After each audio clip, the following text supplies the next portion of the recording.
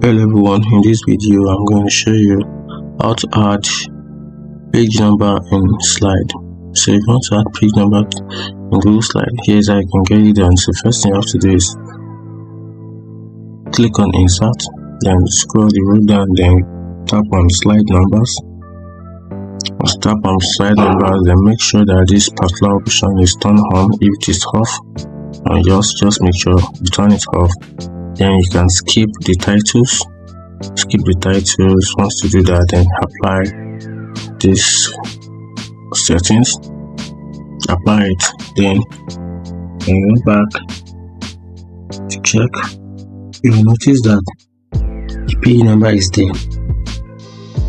You see page 4, then page 5, then page 2. Depends, just scroll down, you will see the page number. This is page 9, and this is, and that's it. If you find this video helpful, like and follow for more. Thank you.